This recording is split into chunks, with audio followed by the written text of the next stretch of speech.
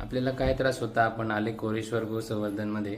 हो, मला असा त्रास होता ते हृदयाचा झटका आलेला होता. तर बोलण्याची माझी ताकद नव्हती, लगी होत नव्हती. परत असे बोलता नव्हते येत का? नाही, व्यवस्थित बोलता येत नव्हतं. ओके. आता बोलू शकता. बरोबर. आपण मी त्यांचे चिरंजीव डॉक्टर गोरुषनाथ बिरारी, माझे वडील आहेत. मी पंचगव्य चिकित्सालयामध्ये कोरेश्वर गुरुजी ओंकारदेव यांच्याकडे मला गेल्यानंतर माझ्या वडिलांना मी नाशिकमधल्या नामांकित हॉस्पिटलमधून मला डॉक्टरांनी सल्ला दिला की आता कुठल्याही प्रकारचे चान्सेस नाहीत, 99% ब्लॉकेज आहेत. आणि मी डॉक्टर असल्या कारणामुळे मला त्या गोष्टीची जाणीव होती.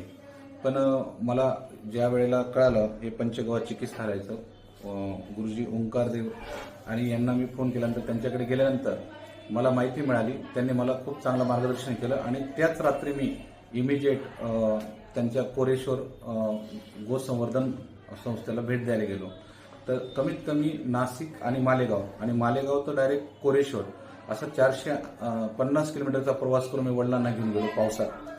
आणि त्या दिवशी ज्या वेळेला गुरुजींनी मला नाडी परीक्षण वगैरे केलं वडिलांचं, जे काही प्रॉब्लेम सांगितले, माझा त्याच्यावरती परिपूर्ण विश्वास बसला. आणि त्यांनी जे मेडिसिन दिले त्यामध्ये गोमूत्र अर्क असेल, घृत असेल, असे जे काही मेडिसिन दिले, आज कंप्लीट 1 महिना झाला. 1 महिन्यामध्ये वडिलांची प्रकृतीमध्ये जी सुधारणा आहे ती अतिशय म्हणजे वाखाणण्याजोग्य आहे. आणि खरोखरच जिथे कोणी काही नसतं तिथे देव 100% धावून येत असतो. आणि ओंकारदेव गुरुजी हे आमच्यासाठी खरोखरच देव या रूपाने धावून आले. आणि आज वडिलांची प्रकृती म्हणजे लघवी, संडास, जेवणं, खावणं या सगळ्या गोष्टी अतिशय योग्य प्रमाणात होत आहेत. म्हणजे त्यांचे मानावे तेवढे आभारच आहेत. आणि मी एकच सांगू शकतो की परमार्थिक दृष्टिकोनातून तर ह्या ज्या नाडी परीक्षणाच्या माध्यमातून ज्या काही गोष्टी मला शिकायला मिळाल्या तर त्या खरोखर एक त्रिकालबाह्य सत्य आहे. आणि खरोखर आता माझे आज पण 2 ते 3 पेशंट मी ओंकारदेव गुरुजींकडे घेऊन आलेलो आहे. त्यांचे खूपच धन्यवाद आणि त्यांचे आभार मानतो.